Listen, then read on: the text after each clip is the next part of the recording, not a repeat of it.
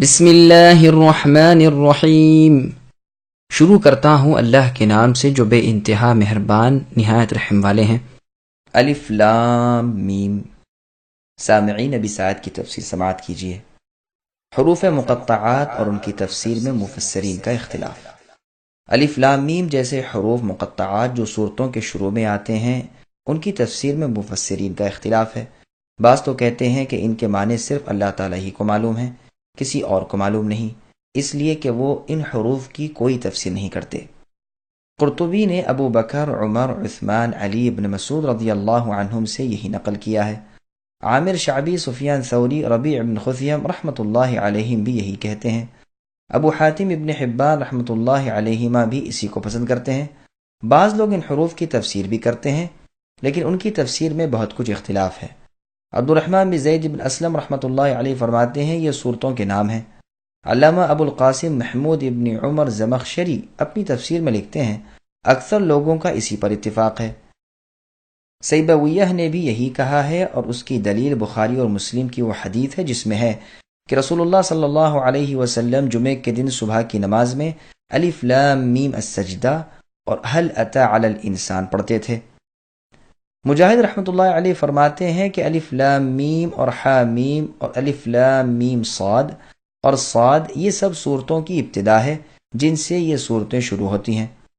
انہی سے یہ بھی منقول ہے کہ الف لام میم قرآن کے ناموں سے ایک نام ہے۔ قتادہ رحمہ اللہ اور زید ابن اسلم رحمۃ اللہ علیہ کا بھی یہی قول ہے، اور شاید اس قول کا مطلب بھی وہی ہے جو عبد الرحمن ابن زید ابن اسلم رحمۃ اللہ علیہ فرماتے ہیں کہ یہ صورتوں کے نام ہیں، اس لیے کہ ہر صورت کو قرآن کہہ سکتے ہیں، اور یہ نہیں ہو سکتا کہ سارے قرآن کا نام الف لام میم صاد ہو، کیونکہ جب کوئی شخص کہے کہ میں نے سورہ الف لام میم صاد پڑھی تو ظاہر یہی سمجھا جاتا ہے کہ اس نے سورہ اعراف پڑھی، نہ کہ پورا قرآن، واللہ اعلم۔ بعض مفسرین کہتے ہیں کہ یہ اللہ تعالیٰ کے نام ہے۔ شعبی، سالم ابن عبداللہ، اسماعیل ابن عبد الرحمن، سدی کبیر رحمۃ اللہ علیہم یہی کہتے ہیں۔ ابن عباس رضی اللہ عنہما سے روایت ہے کہ الف لام میم اللہ تعالیٰ کا بڑا نام ہے۔ ایک اور روایت میں ہے کہ حا میم، طا سین اور الف لام میم یہ سب اللہ تعالیٰ کے بڑے نام ہیں۔ علی اور ابن عباس رضی اللہ عنہما دونوں سے یہ مروی ہے۔ ایک اور روایت میں ہے کہ یہ اللہ تعالیٰ کی قسم ہے اور اللہ کا نام بھی ہے۔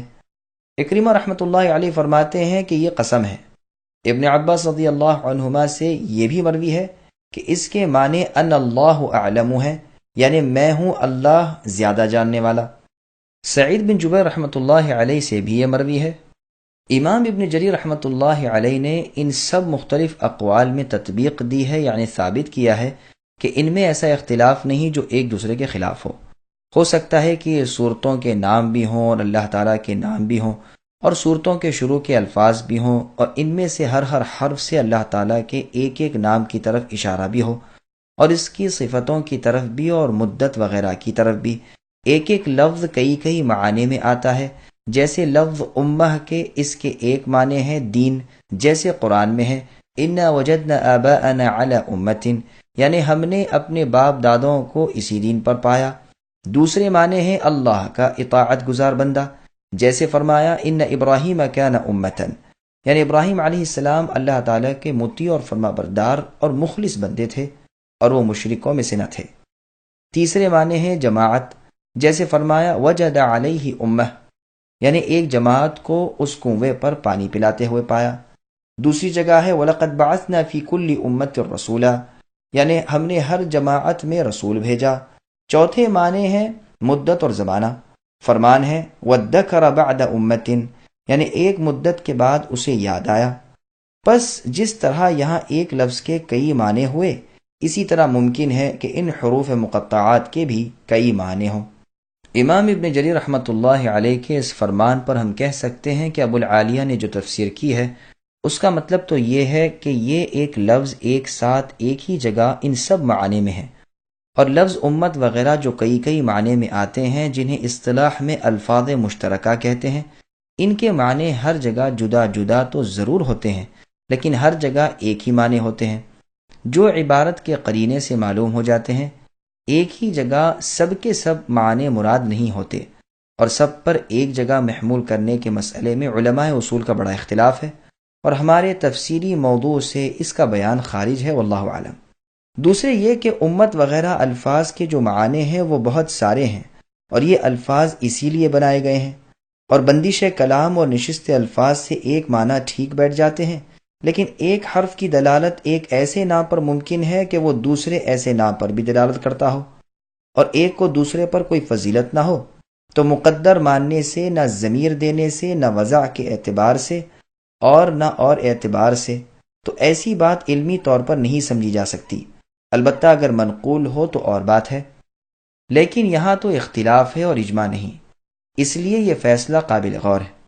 اب بعض اشعار عرب کے جو اس بات کی دلیل میں پیش کیے جاتے ہیں کہ کلمے کو بیان کرنے کے لیے صرف اس کا پہلا حرف بول دیتے ہیں، یہ ٹھیک ہے، لیکن ان شعروں میں خود عبارت ایسی ہوتی ہے جو اس پر دلالت کرتی ہے، ایک حرف کے بولتے ہی پورا کلمہ سمجھ آ جاتا ہے، لیکن یہاں ایسا بھی نہیں، واللہ اعلم۔ مجاہد رحمۃ اللہ علیہ کہتے ہیں کہ صورتوں کے شروع میں جو یہ حروف ہیں، مثلا قاف، صاد، ح، میم، طا، سین، میم، الف، لام، را وغیرہ، سب حروف ہجا ہیں۔ بعض عربی داں کہتے ہیں کہ یہ حروف الگ الگ جو 28 ہیں، ان میں سے چند ذکر کر کے باقی کو چھوڑ دیا گیا ہے۔ جیسے کوئی کہے کہ میرا بیٹا الف با تا ثا لکھتا ہے، تو مطلب یہ ہوتا ہے کہ یہ تمام 28 حروف لکھتا ہے، لیکن ابتدا کے چند حروف ذکر کر دیے، باقی کو چھوڑ دیا۔ صورتوں کے شروع میں اس طرح کے کل 14 حرف آئے ہیں: الف، لام، میم، صاد، را، کاف، ح، یا، عین، طا، سین، ح، قاف، نون۔ ان سب کو اگر ملا لیا جائے تو یہ عبارت بنتی ہے: نص حکیم قاطع لہ سر۔ تعداد کے لحاظ سے یہ حرف 14 ہیں، اور جملہ حروف چونکہ 28 ہیں، اس لیے یہ پورے آدھے ہوئے۔ جو حروف بیان کیے گئے یہ ان حروف سے جو نہیں لائے گئے زیادہ فضیلت والے ہیں، اور یہ صناعت تصریف ہے۔ ایک حکمت اس میں یہ بھی ہے کہ جتنی قسم کے حرف تھے اتنی قسمیں باعتبار اکثریت کے ان میں آ گئیں، یعنی محموسہ، مجہورہ وغیرہ۔ سبحان اللہ، ہر چیز میں اللہ مالک کی حکمت نظر آتی ہے۔ یہ یقینی بات ہے کہ اللہ کا کلام لغو، بےہودہ، بیکار اور بے معنی الفاظ سے پاک ہے۔ جو جاہل لوگ کہتے ہیں کہ سرے سے ان حروف کے کچھ معنی ہی نہیں، وہ بالکل خطا پر ہیں، اس کے کچھ نہ کچھ معنی یقیناً ہیں۔ اگر نبی معصوم صلی اللہ علیہ وسلم سے اس کے معنی کچھ ثابت ہوں تو ہم وہ معنی کریں گے اور سمجھیں گے، ورنہ جہاں کہیں رسول اللہ نے کچھ معنی بیان نہیں کیے ہم بھی نہ کریں گے، اور ایمان لائیں گے کہ یہ اللہ کریم کی طرف سے ہے، رسول اللہ سے تو اس میں ہمیں کچھ نہیں ملا۔ علماء کا اس میں بے حد اختلاف ہے، اگر کسی پر کسی قول کی دلیل کھل جائے تو خیر، وہ اسے مان لے، ورنہ بہتر یہ کہ ان حروف کے کلام الہی ہونے پر ایمان لائے اور یہ جانے کہ اس کے معنی ضرور ہیں جو رب علیم ہی کو معلوم ہے اور ہم پر ظاہر نہیں ہوئے۔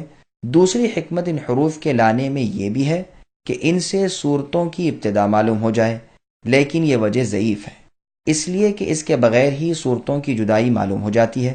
جن صورتوں میں ایسے حروف ہی نہیں، کیا ان کی ابتدا انتہا معلوم نہیں؟ پھر صورتوں سے پہلے بسم اللہ کا پڑھنے اور لکھنے کے اعتبار سے موجود ہونا کیا ایک صورت کو دوسری سے جدا نہیں کرتا؟ ابن جریر رحمۃ اللہ علیہ نے اس کی ایک حکمت یہ بھی بیان کی ہے کہ چونکہ مشرکین کتاب اللہ کو سننے ہی نہ تھے، اس لیے انہیں سنانے کے لیے ایسے حروف لائے گئے تاکہ جب وہ متوجہ ہو جائیں تب باقاعدہ تلاوت شروع ہو، لیکن یہ وجہ بھی ناقص ہے، اس لیے کہ اگر ایسا ہوتا تو تمام صورتوں کی ابتدا انہی حروف سے کی جاتی، حالانکہ ایسا نہیں ہوا، بلکہ اکثر صورتیں اس سے خالی ہیں۔ پھر جب کبھی مشرکین سے کلام شروع ہو تو یہی حروف ہونے چاہیے، نہ کہ صرف صورتوں کے شروع میں ہی یہ حروف ہوں۔ پھر اس پر بھی غور کر لیجئے کہ یہ صورت یعنی سورہ بقرہ اور اس کے بعد کی صورت یعنی سورہ آل عمران یہ تو مدینے میں نازل ہوئی ہیں، اور مشرکین مکہ ان کے اترنے کے وقت وہاں تھے ہی نہیں، پھر ان میں یہ حروف کیوں آئے؟ حروف مقطعات اور اعجاز قرآن۔ ہاں، یہاں پر ایک حکمت بھی بیان کی گئی ہے کہ ان حروف کے لانے میں قرآن کریم کا ایک معجزہ ہے جس سے تمام مخلوق عاجز ہے، باوجود یہ کہ یہ حروف بھی روز مرہ کے استعمال حروف سے ترکیب دیے گئے ہیں، لیکن مخلوق کے کلام سے بالکل نرالے ہیں۔ مبرد اور محققین کی ایک جماعت اور فراء اور قطرب سے بھی یہی منقول ہے۔ زمخشری نے کشاف میں اس قول کو نقل کر کے اس کی بہت تائید کی ہے۔ زمخشری، ابن تیمیہ اور حافظ مزی رحمۃ اللہ علیہما نے بھی یہی حکمت بیان کی ہے۔ زمخشری کہتے ہیں کہ یہی وجہ ہے کہ تمام حروف اکٹھا نہیں آئے۔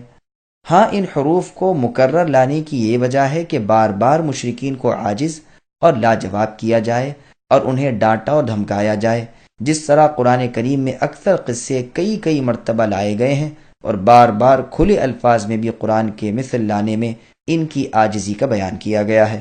بعض جگہ تو صرف ایک حرف آیا ہے، جیسے صاد، نون، قاف۔ کہیں 2 حروف آئے ہیں، جیسے حامیم۔ کہیں 3 حروف آئے ہیں، جیسے الف لام میم۔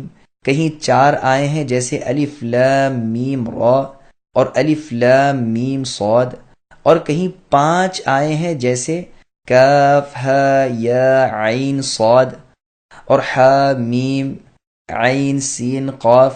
اس لیے کہ کلمات عرب تمام کے تمام اسی طرح پر ہیں، یا تو ان میں 1 حرفی لفظ ہیں، یا 2 حرفی لفظ، یا 6 حرفی، یا 4 حرفی، یا 5 حرفی سے زیادہ کے کلمات نہیں۔ جب یہ بات ہے کہ حروف قرآن شریف میں بطور معجزے کے آئے ہیں، تو ضروری تھا کہ جن صورتوں کے شروع میں یہ حروف آئے ہیں وہاں ذکر بھی قرآن کریم کا ہو اور قرآن کی بزرگی و بڑائی کا بیان ہو۔ چنانچہ 29 صورتوں میں ایسا ہی ہوا ہے۔ اللہ تعالیٰ کا فرمان ہے الف لام میم ذالک الکتاب لا ریب فیہ۔ یہاں بھی ان حروف کے بعد ذکر ہے کہ اس قرآن کے باری تعالیٰ کا کلام ہونے میں کوئی شک نہیں۔ اور جگہ فرمایا الف لام میم اللہ لا الہ الا هو الحی القیوم نزل علیک الکتاب بالحق مصدقا لما بین یدیہ، یعنی وہ اللہ جس کے سوا کوئی معبود برحق نہیں، جو زندہ اور دوام والے ہیں، جس نے تم پر حق کے ساتھ کتاب تھوڑی تھوڑی نازل فرمائی ہے، جو کتاب پہلی کتابوں کی بھی تصدیق کرتی ہے۔ یہاں بھی ان حروف کے بعد قرآن کریم کی عظمت کا اظہار کیا گیا۔ اور جگہ فرمایا الف لام میم صاد کتاب انزل الیک، یعنی یہ کتاب آپ کی طرف اے نبی اتاری گئی ہے، تو آپ اپنا دل تنگ نہ رکھیے۔ اور فرمایا الف لام را کتاب انزلناہ الیک، اس کتاب کو ہم نے آپ کی طرف اے نبی نازل کیا تاکہ آپ لوگوں کو اپنے رب کے حکم سے اندھیروں سے نکال کر اجالے میں لائیں۔ ارشاد ہوتا ہے الف لام میم تنزیل الکتاب لا ریب فیہ من رب العالمین، اس کتاب کے رب العالمین کی طرف سے نازل شدہ ہونے میں کوئی شک و شبہ نہیں۔ اور فرماتے ہیں حامیم تنزیل من الرحمن الرحیم، حامیم بخششوں اور مہربانیوں والے مالک نے اس قرآن کو نازل فرمایا ہے۔ اور فرمایا حامیم عین سین قاف کذالک یوحی الیک، یعنی اس طرح وحی اللہ تعالیٰ کرتے ہیں غالب حکمتوں والے آپ کی طرف اے نبی، اور ان نبیوں کی طرف جو آپ سے پہلے تھے۔ اسی طرح اور ایسی صورتوں کے شروع کو بغور دیکھیے تو معلوم ہوتا ہے کہ ان حروف کے بعد کلام اللہ کی عظمت اور عزت کا ذکر ہے، جس سے یہ بات قوی معلوم ہوتی ہے کہ یہ حروف اس لیے لائے گئے ہیں کہ لوگ اس کے معارضے اور مقابلے سے عاجز ہیں۔ واللہ اعلم۔